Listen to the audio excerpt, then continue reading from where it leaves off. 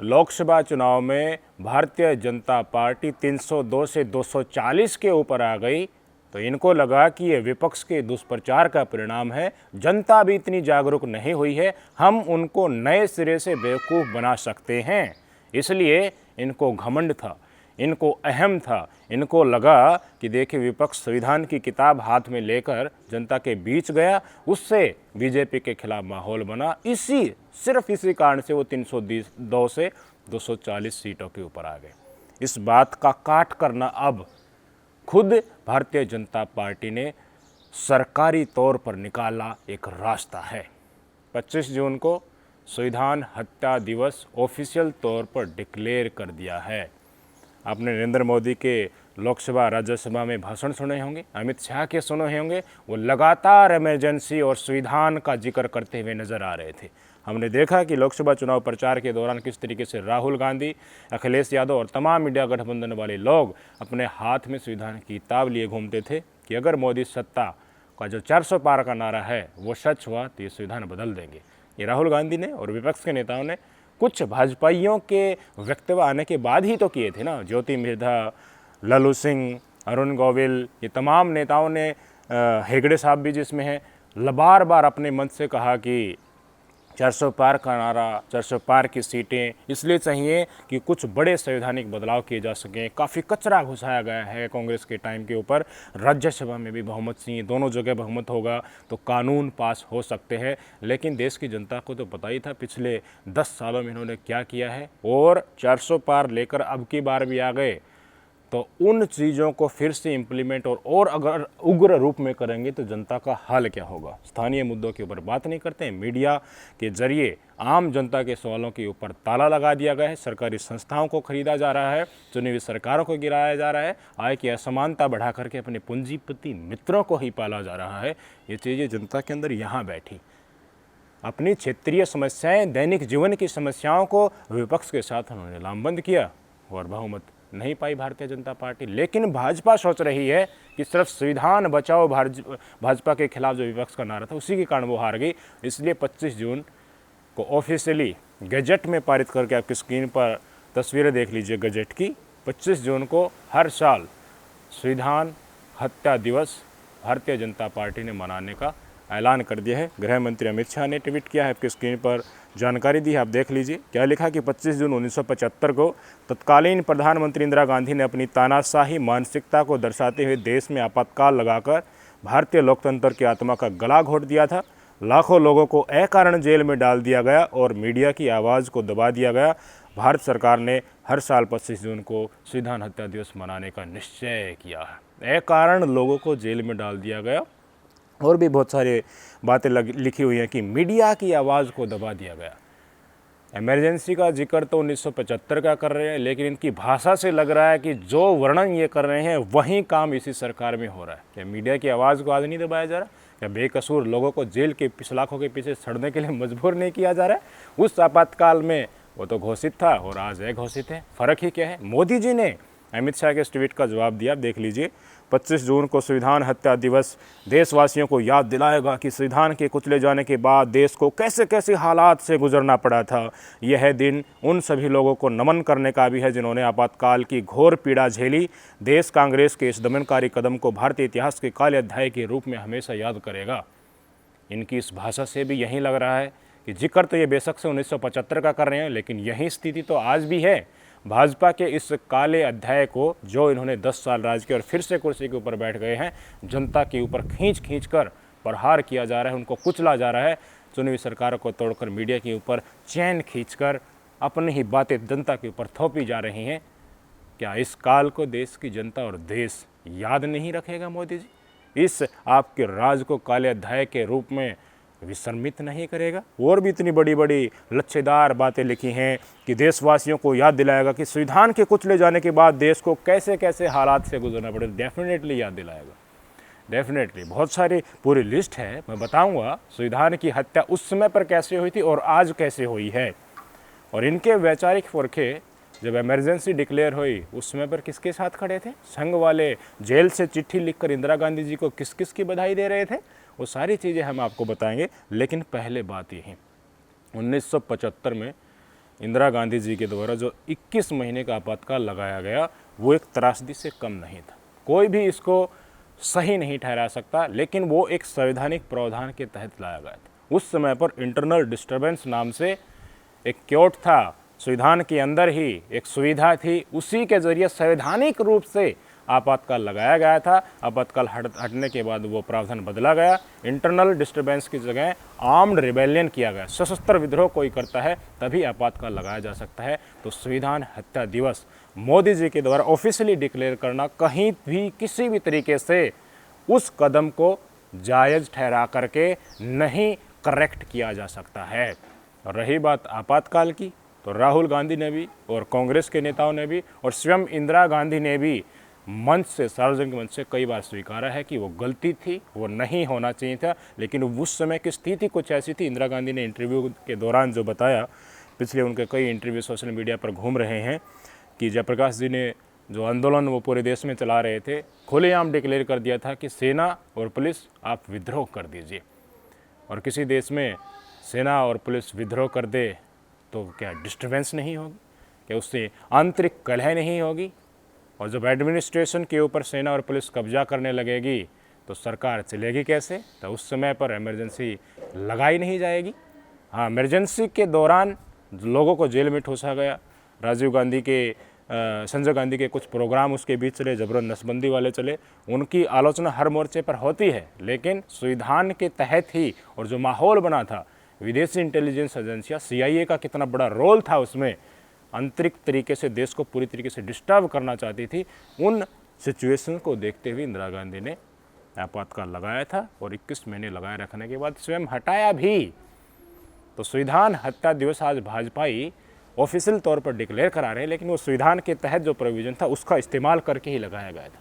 संविधान के तहत वो आपातकाल लगाया गया। उसके दौरान जो यातनाएं लोगों ने झेली उसकी तो आलोचना हमेशा से होती भी रही है और हो गई भी, और उसको कभी भी भूला भी नहीं जाएगा। लेकिन मोदी जी, भूला तो आपको भी नहीं जाएगा। आपके 10 साल का ये कार्यकाल और तीसरा अपने पूंजीपति मित्रों के लिए किसी के इशारे पर पूरी सरकार को ही मोड़ देना, देश के संसाधनों को लौटा देना, ये चीज़ें देश की जनता भूलेगी नहीं।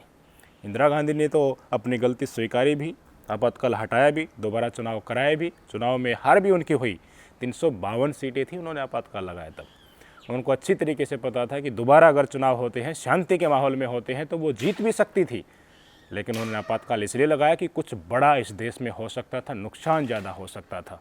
यातनाएं बाद में हुई तो उनका किसी ने समर्थन आज तक नहीं किया है, गलत हुआ, वो नहीं होना चाहिए था। उसका और तरीके निजात इंदिरा गांधी को समय रहते कर लेने चाहिए थे। ये उनकी पहले भूल रही हो, आपातकाल लगाने के बाद की हुई गलतियों को बार बार दोहराया जाए, इससे वही बातें निकल कर सामने आई हैं जो हर बार हम आपको बता चुके हैं। इंदिरा गांधी की वापसी भी हुई कि नहीं हुई? फिर से उन्होंने प्रधानमंत्री बनने का मौका मिला, बड़ी जीत के साथ आए, और जो उनके खिलाफ आंदोलन कर रहे थे उनको हार का भी सामना करना पड़ा। लेकिन वैचारिक पुरफे इमरजेंसी के दौरान कहाँ थे भाजपाइयों के?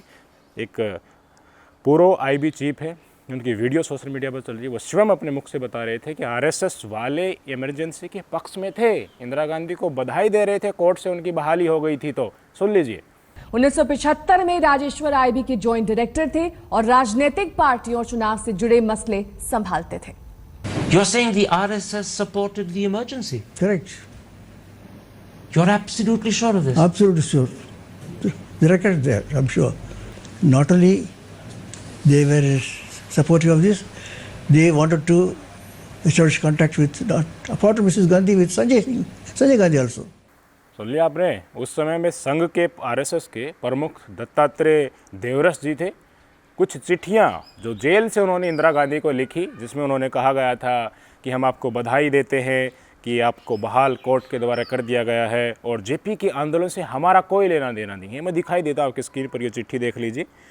उनके द्वारा लिखी गई चिट्ठियाँ हैं जो जेल से लिखी गई थी, जिनमें इंदिरा गांधी को वो बधाई देते हुए नजर आए। एक चिट्ठी नहीं, बार बार उनको चिट्ठी लिखी गई थी और कहा गया था कि संघ के ऊपर से प्रतिबंध हटा लीजिए, हम तो आपके साथ ही हैं, हम आपके विरोध में जो प्रदर्शन लोग कर रहे थे हमें उनमें न गिना जाए। संघ इंदिरा गांधी जी को कांग्रेचुलेट करता है, आपके शासन में जो कदम उठाए गए थे देश सुधार के लिए उनका हम समर्थन करते हैं। गिड़गिड़ाए लोग कि हमें जेल से निकाल लीजिए, संघ आपके साथ नहीं। और संघ से ही जनसंघ निकला और संघ से ही जनसंघ से ही भारतीय जनता पार्टी। तो ये संविधान हत्या दिवस मनाएंगे। रही बात 1949 की, जब संविधान बन रहा था डॉक्टर अंबेडकर साहब के नेतृत्व में, क्या कहा गया था संघ के द्वारा, और उसके बाद तिरंगा किन्होंने नहीं लहराया था कई सालों तक अपने मुख्यालय के ऊपर, ये बात क्या किसी से छुपी हुई है। अंबेडकर जी के द्वारा बनाए गए संविधान में कुछ भी भारतीय नहीं है। मनुस्मृति से चीज़ें नहीं ली गई, महिलाओं को बराबरी के हक दिए गए, ह्यूमन राइट्स का जिक्र किया गया, तो बौखला गए। बाबा साहब के संविधान को ही गैर इंडियन ठहराने में लग गए थे कि ये बातें उस समय पर सामने नहीं आई थी कि भारतीय संविधान की आलोचना और इसके मुखालफत में खड़े हुए लोग थे जो संघ से जुड़े हुए थे, और ये बात कर रहे हैं आज संविधान हत्या दिवस की। आज राहुल गांधी पूरे देश में लोकसभा चुनाव के दौरान भी और यात्राओं के दौरान भी और आज भी जनता के ऊपर जो जुल्म हुए हैं उनके ऊपर मरहम लगा रहे हैं, संविधान के हकों की बात कर रहे हैं, संविधान को जिंदा रखने के लिए बात कर रहे हैं। तो इंदिरा गांधी ने इमरजेंसी लगाया था और वहीं राहुल गांधी करेंगे, ये जायज़ नहीं ठहराया जा सकता। आज जो मुहिम देश में विपक्ष ने छेड़ी है और आज भाजपा इमरजेंसी का राग अलाप रहा है, तो यकीन मानिए जनता को घंटा फाक नहीं पड़ता आज के समय में कि इंदिरा गांधी ने इमरजेंसी लगाई थी। ये सच्चाई है। वो याद करेंगे विपक्ष के द्वारा अब भेजे गए मैसेज को कि विपक्ष किस तरीके से भाजपाइयों के राजनीतिक पुरखे थे और 1949 में जो संविधान लागू हुआ था उन्होंने किस तरीके से देश के संविधान और जनता के साथ धोखा किया था।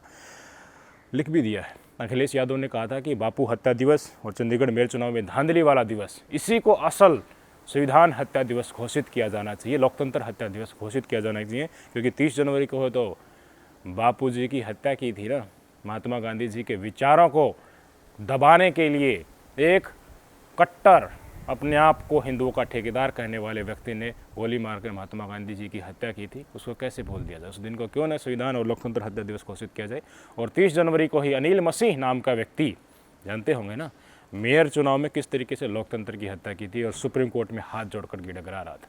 भाजपाइयों ने क्या किया, इसलिए अनिल मसीह को चंडीगढ़ म्यूनसिपलिटी में नॉमिनेट कर लिया है। तस्वीरें आपके स्क्रीन पर देख लीजिए, उनके अंदर की तस्वीरें। ये व्यक्ति आराम से बैठा हुआ है, जिसने चुनाव में धांधली की, भाजपा को जिताने का प्रयास किया, जिता ही दिया, कुर्सी के ऊपर ज़बरदस्ती भाजपा के मेयर को बैठा दिया, विपक्ष को जीतते हुए भी हरा दिया। वो व्यक्ति को भाजपा नॉमिनेट कर रहा है म्यूनसिपलिटी में। मतलब क्या है कि संविधान बचाने की कार्रवाई है या संविधान को रद्द करने की या संविधान को हत्या करने की? वही बात हर जगह इनकी है। करते खुद है लेकिन उसका जिम्मा और लांछन दूसरे के ऊपर लगा देते हैं। जनता चाहती कुछ है लेकिन ये थोपते कुछ है। मल्लिकार्जुन खड़गे, अखिलेश यादव और आम आदमी पार्टी सब ने बहुत लंबी लंबी लिस्ट जारी की है कि मोदी सरकार में असल में हुआ क्या था। मल्लिकार्जुन खड़गे जी ने जो कहा, मैं आपको बता देता हूँ कि किस तरीके से मोदी के 10 वर्षों में लोकतंत्र और संविधान के साथ हनन हुआ है। मध्य प्रदेश में भाजपा नेता के द्वारा आदिवासी के मुँह पर पेशाब किया गया, तो क्या संविधान की हत्या उस समय पर नहीं हुई? हर 15 मिनट में दलितों के साथ एक बड़ा अपराध घटता है, हर दिन 6 दलित महिलाओं के साथ बलात्कार होता है, तो ये क्या संविधान की हत्या नहीं है? अल्पसंख्यकों के ऊपर गैर कानूनी तरीके से बुलडोजर चलाया गया। 2 वर्षों में 1.5 लाख से ज़्यादा मकान ढा दिए गए, 7.5 से ज़्यादा लोग इनसे इफेक्ट हुए हैं। क्या ये लोकतंत्र संविधान की हत्या नहीं है? बुलडोजर तो तभी चलता है जब कोर्ट से ऑर्डर आता है, लेकिन भाजपा वाले अल्पसंख्यकों के ऊपर इस तरह का जुल्म किसकी सह पर कर रहे हैं? क्या संविधान इसकी इजाज़त देता है? नहीं देता ना। तो ये क्या है? ये लोकतंत्र संविधान की हत्या नहीं है क्या? मणिपुर पिछले 13 महीनों से हिंसा की चपेट में है। राहुल गांधी 3 बार जाकर आ गए, लोग हाथ जोड़ रहे हैं, गिड़गिड़ा रहे हैं।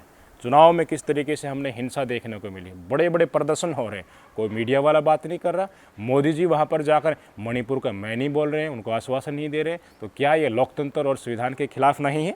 बीजेपी RSS संघ वालों ने पिछले दिनों क्या किया था जब संविधान बन रहा था और इमरजेंसी के दौरान और देश की आज़ादी के दौरान क्या किया था, उनको भी एक बार याद देख लीजिए। भारत छोड़ो आंदोलन से किनारा कर लेना चाहिए। अंग्रेजी राज और भारतीय राज करेंगे, इनमें तो अंग्रेज ही अच्छे हैं, ये किसने कहा था? ये पूरा का पूरा इतिहास देख लीजिए। तो अपने आप को हिंदुओं का ठेकेदार और नए भारत का रचनात्मक का दायित्व लेने वाला आज भारतीय संविधान हत्या दिवस 25 जून को मना रहा है, तो उसका असल चरित्र चेहरा आपको पता होना चाहिए ना। बैंकों की लाइन में लोगों को खड़ा कर दिया गया, ताली बजवाएगी, थाली बजवाएगी, वो किसके लिए किया था? उससे क्या प्रभाव पड़ा? कोरोना में कितने लोग मर गए? GST से कितने उद्योग धंधे बंद हो गए? ये देश की जनता से पूछ के किया था क्या मोदी जी? ये लोकतंत्र और इस देश की जनता के अधिकारों को हनन नहीं था क्या? ये संविधान की हत्या नहीं थी? इसके बाद सुप्रीम कोर्ट के 5 मौजूदा जजों ने सार्वजनिक रूप से प्रेस कॉन्फ्रेंस कर मोदी सरकार की कोर्ट में दखलंदाजी पर सवाल उठाए। ये संविधान का हनन नहीं है? आज भी केसी वेणुगोपाल जी के फ़ोन के ऊपर एप्पल के द्वारा मैसेज आया है कि पेगासस सॉफ्टवेयर के ज़रिए आपके फ़ोन के साथ धांधली की जा रही है कि आप क्या करते हैं और क्या जानकारी आपके पास है वो सारी खंगाली जा रही है। ये लोकतंत्र और संविधान के अधिकारों का हनन नहीं है मोदी जी? आज तक ऐसा हुआ था? इमरजेंसी के दौरान ये नहीं हुआ। आप इसलिए बार बार इजराइल जा रहे हैं क्या? वहाँ से पेगासस की डील सार्वजनिक न हो जाए इसलिए मुँह दबाने के लिए बड़े बड़े जहाज़ लेकर इजराइल की तरफ रवाना हो रहे हैं मोदी जी। सबको पता है ईडी, सीबीआई, आईटी का इस्तेमाल 95% पीड़ित विपक्ष के नेता, उन्हीं को जेल में ठूसा जा रहा है। अरविंद केजरीवाल भी जेल में है, मनीष सिसोदिया जेल में है, शिक्षा मंत्री जेल में है और झारखंड मुक्ति मोर्चा के अभी हमारे सोरेन साहब जेल से लौटे ही हैं। क्या ही होगा और क्या ही भूल जाएं पिछले 10 साल के कार्यकलापों को। संविधान और लोकतंत्र की हत्या की बात करने वालों का असल चेहरा तो एक बार देख लीजिए। 750 से ज़्यादा किसान शहीद हो गए, दोबारा आंदोलन करने आ रहे हैं। पंजाब हरियाणा बॉर्डर के ऊपर बैठे थे, सरकार ने बॉर्डर सील कर दिया। अब सुप्रीम कोर्ट ने कहा है कि बॉर्डर को खाली करो। ठप्पा सुप्रीम कोर्ट में लगा दिया, हाई कोर्ट ने तो कह ही दिया था। अब सुप्रीम कोर्ट ने भी कहा है कि हाँ वो आना चाहते थे तो उन्हें आने दो। तो आंसू गैस के गोले छोड़े गए, रबट बुलेट चलाई गई, शुभगण सिंह को गोली मारकर हत्या कर दी गई। कौन है दोषी उनका? और 1 मिनट के लिए संसद भवन के अंदर निकले मौन नहीं रखा जा रहा है। मोदी जी कह रहे हैं कि मेरे लिए मरे हैं क्या, चले जाएंगे ऐसे ही? क्या इतिहास लोकतंत्र और संविधान के अधिकारों का, आम जनता के अधिकारों का हनन के रूप में इस कार्यकाल को याद नहीं करेगा? आवाज़ उठाने वाले और अपनी हक की मांग करने वाले जनता के साथ इतना विद्रोह मोदी जी? समय आएगा, बहुत कुछ आएगा जिसमें देखने के लिए काफ़ी चीज़ें हैं। 146 से ज़्यादा रिकॉर्ड सांसदों को राज्यसभा लोकसभा से बाहर खदेड़ दिया गया और मनमर्जी के बिल पास करवा लिए गए स्वतंत्र मीडिया के ऊपर कर्ब करने के लिए। जिस तरीके से डंडा गोदी मीडिया के ऊपर चलता है, ऐसे ही यूट्यूब वाले स्वतंत्र पत्रकारों को दबाने के लिए आप बिल लेकर आ रहे थे। क्या देश की जनता को आपकी मंशा समझ में नहीं आई? यही किसान आंदोलन जब चल रहा था, दूसरे वाला ट्विटर, फेसबुक, सोशल मीडिया जितने भी हैंडल थे सबको बंद करवा दिया गया। आज खुलेआम ट्विटर और फेसबुक कहते हैं कि हमें तो भारतीय कानून का जो नियम है उनका पालन करना ही पड़ेगा। सिर्फ गूगल अड़ा हुआ है, सिर्फ यूट्यूब अड़ा हुआ है, इसलिए हम और आप सही तरीके से खुलकर इस सरकार का असल रवैया आपके सामने रख पाते हैं। इलेक्ट्रल बॉन्ड, चंदा लो धंधा दो, फजीहत इलेक्शन से पहले इलेक्ट्रल बॉन्ड के जरिए सार्वजनिक तौर पर सामने आए थे और मोदी जी के द्वारा जवाब देने को नहीं बना था। क्या इलेक्ट्रल बॉन्ड को इस देश की जनता भूल जाएगी? किन किन कंपनियों के नाम सामने आए थे? गौ माता के नाम पर वोट मांगते हो और गौ माता के मांस को एक्सपोर्ट करने वाली कंपनियों से ही चंदा लेते हो। फर्जी हिंदुत्व और फर्जी राष्ट्रवाद तो यहीं पर बेनकाब हुआ था। बड़े बड़ी संस्थाओं से लोग निकलते हैं, उनमें चेयरमैन कौन बनाए गए हैं, किसके हाथ में वो दे दिए गए हैं। आए दिन पेपर लीक हो रहे हैं। ये युवाओं के भविष्य के साथ जो खिलवाड़ हो रहा है, ये क्या गैर संवैधानिक और गैर लोकतांत्रिक नहीं है? पूरी की पूरी लिस्ट है मोदी जी। कितना बताएं उतना ही कम।